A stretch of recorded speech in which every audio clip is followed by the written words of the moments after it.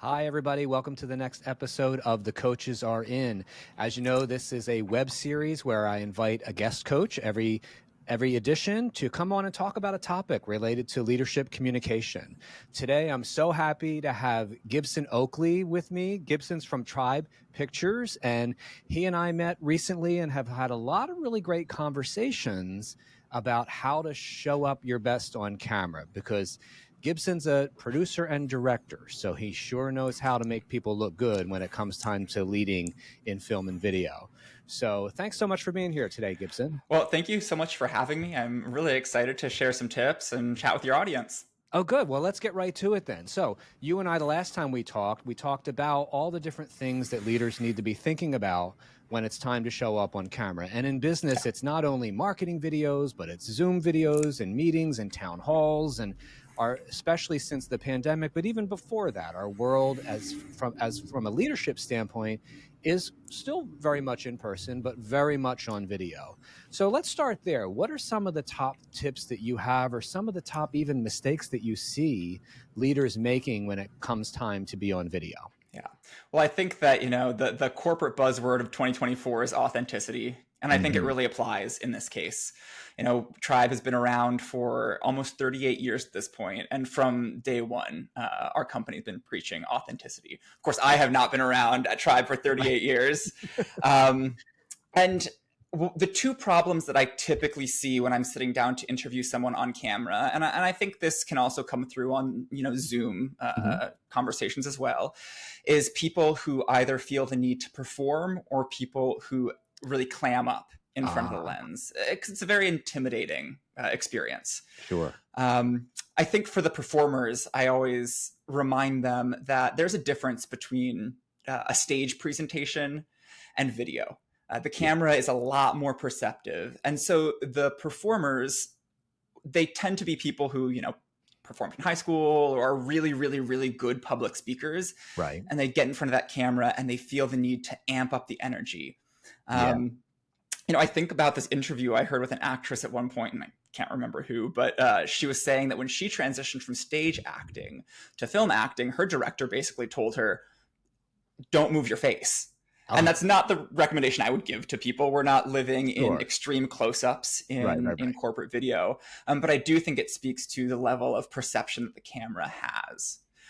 And now that second group is the people who really clam up in front of the camera. And for that group, this advice I would say applies more for people who are doing on-camera interviews that would be edited, but remembering that editing comes into play. Being able to eliminate any of your mistakes, any of your flubs, knowing that you don't have to do it perfectly the first time, knowing that the director has your back and the editor has your back, I think is so important. And even in a Zoom situation, people are pretty forgiving of a mistake here and there, or if you need to restart.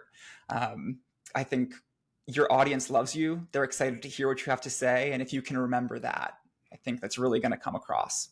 Yeah, definitely. And I also, for the people that clam up or the people that feel really nervous when I'm coaching folks, and I'm not coaching for produced videos or anything like that, but I use recording a lot in my practice, because when they see themselves, they're able to see the different things that they're doing, maybe during a presentation or maybe during a mock Q&A that we're doing. They're able to see behaviors and habits that they might want to fix and weed out. But a lot of times what I see them doing when that camera goes on is they feel they have to be perfect on take number one. And I like to remind people, actors, they train for years to be able to bring an authenticity to a script.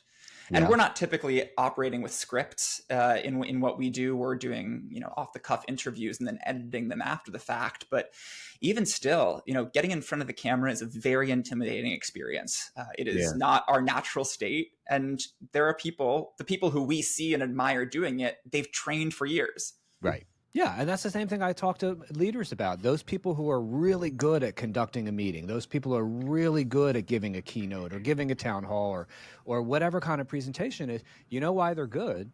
Because they've practiced and they've iterated and they've made mistakes and they've given themselves grace and they've taken it serious that, their presence and their perception and how they're showing up on video is a serious thing, and they've done the work to find what works for them so they can be authentic in the moment. Oh, 100%. Right. So it's interesting with video and with, do you deal with nervousness a lot when people get on video, or most people usually pretty much primed and ready? No, I would say that most people feel pretty nervous. And before I sit down with anyone for an interview, I kind of run through a little conversation with them before they even get on the camera. And one of my first questions is usually, have you done this before? How are you feeling? And most people will admit, they feel a little anxious, a little nervous. Right. And that's when I come in and I remind them of editing. And I also remind them that, in our world of corporate video, our goal is to make the company look good. And in order to make the company look good, we want to make you look good. Right. I think that for people who do get really nervous in front of the camera, one of the things that I advise them to do is bring some physicality to it. Right. So if you are feeling uncomfortable, if you're feeling yourself tense up, shaking out your hands, even going to grab a sip of water, or if it's appropriate, you can get up from my interview set and take a stroll around the room and then sit back down, and we'll pick right back up. Right. Obviously, you can't necessarily do that in a Zoom meeting, but getting out of your head for a minute and bringing some physicality to it, I think, can really help people loosen up. Yeah, and actually, there's data out there, and I don't have it handy to say, so don't quote me here, but there is data out there that says even the act of gesturing can help you feel more at ease and can help ease nervousness. That physicality of doing that just must do something to your neurons and your brain to help you feel a little bit better. I also teach folks some breathing exercises to help bring their anxiety level down and things like that before presentations. So all of those different types of things can help. But one of the things I tell folks, and my audience will probably be like, oh, Michael, you're saying this again, because I say it 150 times. But basically, just remember that sometimes it's a little reframe. It's like you're nervous because you care. Yeah, totally. And caring about how you show up and how the audience perceives you and wanting to do a good job and all of that is a really good thing. And I love that you added, because I would find, and I think a lot of my clients would find, you walk into a room like what you're doing and you have lights and crew and cameras and props and all these things. And that's not a everyday environment. So naturally you're going to feel like, okay, this is unfamiliar, which is going to make you maybe feel a little less at ease. But knowing that that entire team is there for your success. Yes. And the other thing, if people in your audience are stepping onto a film set, like what we're setting up, it can be really intimidating with all those eyes in the room. Yeah. Most of them aren't paying any attention to you, right? The hair and makeup artist is there to make sure you look good. They're paying so much attention to the actual look that they're not listening to what you're saying. The sound guy is paying attention to the sound quality. Right. The director of photography is paying attention to the picture. So while it feels like all these people are listening to you and it can be really intimidating in that sense, they're all so focused on what they're doing that they're kind of ignoring the actual content that you're delivering. Right. Yeah. No, 100%.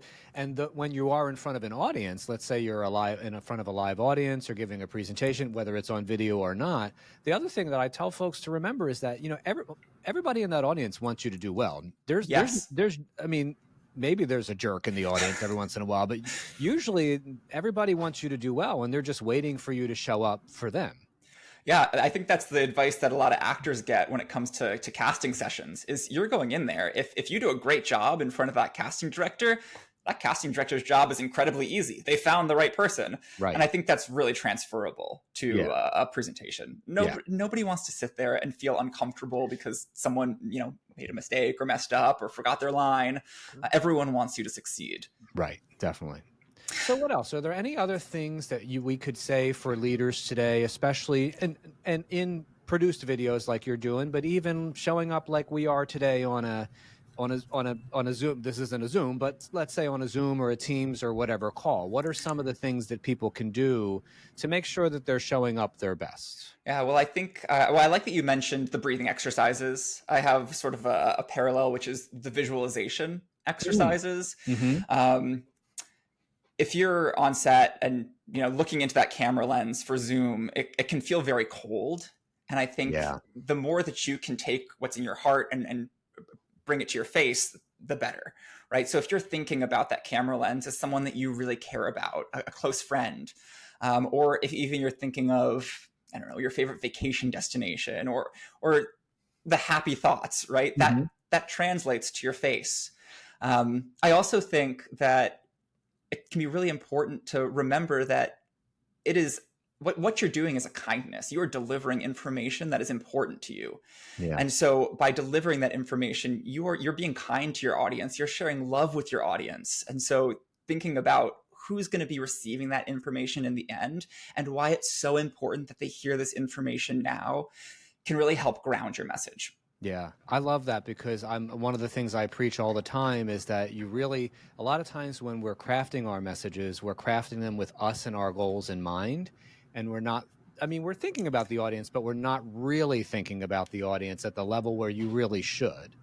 So you want to make sure you're thinking about what they need to hear, what they need to take away, how you want them to feel. Yes. I've been on this kick lately of just reminding leaders, it's like, what you say is important. Of course, we could spend hours and hours on messaging and getting it right. But if you don't deliver it in a way where they feel they can trust you, you care about them, you've thought about them, you want to make sure they're able to understand what you're saying. If you don't make them feel like you've cared for them in that way, what you have to say doesn't matter. Yeah. We start every video project that we do with 2 questions. The first is, who's your audience? And the second one is, what do you want your audience to think, do, feel, say, buy, or buy into? And I think that feeling is so important in the world of video, because video and emotion go hand in hand. Video and storytelling go hand in hand. And so feeling is often the outcome. Yeah, definitely.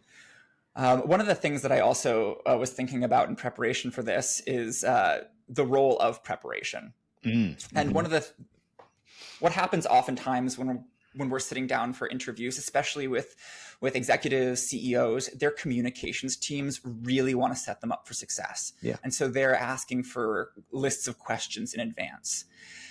I would generally discourage people from trying to get question lists in advance for a few reasons, but mostly because video, like I said, is very perceptive and it can pick up on over preparation.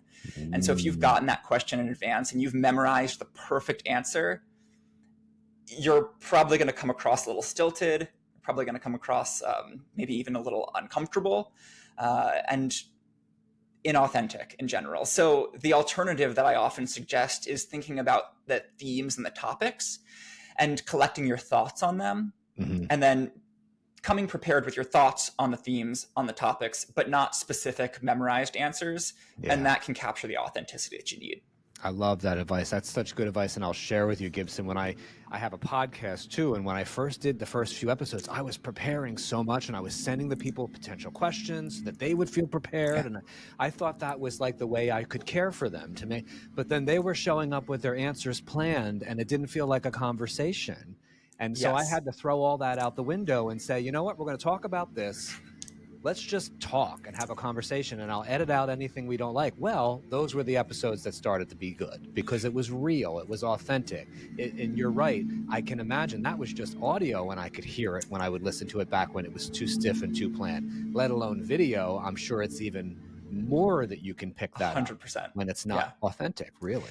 Yeah, I mean, because what we're looking for when we're editing a video is we're looking for the perfect clip. And that's often going to be the person who is saying the right thing with the right intonation and they have the right expression on their face. Yeah. And when you don't have that authenticity, you're going to end up missing one or two of those factors. And it's going to be harder to find that perfect clip. Yeah, definitely.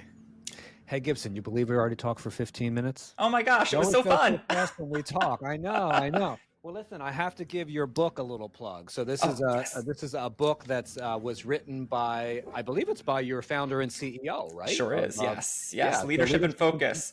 Yeah. And so it goes over a lot of what we talked about today in even more depth. The tribe ethos runs across all of our tribe, and I would really recommend picking up a copy to any of the leaders who are listening who are looking to appear better on camera. Yeah, it's a great read, definitely. So, hey, listen, Gibson, tell folks how they can find out more about you or connect with you or about Tribe. Yeah, absolutely. So I'm always available on LinkedIn. and you can just search my name, Gibson Oakley. Gibson like the guitars, Oakley like the sunglasses. And that this is my stupid joke that I'll sometimes actually tell people before an interview is Gibson like the guitars, Oakley like the sunglasses. I have a brand name. You do. I love that. And then in terms of Tribe Pictures, it's www.tribepictures.com, TRIBE Pictures. Awesome. Well, listen, Gibson, thank you so much for coming on and sharing some of your tips today. I'm sure my listeners are going to find them valuable, so I appreciate it. Great conversation. Thank you so much for having me, Michael. All right.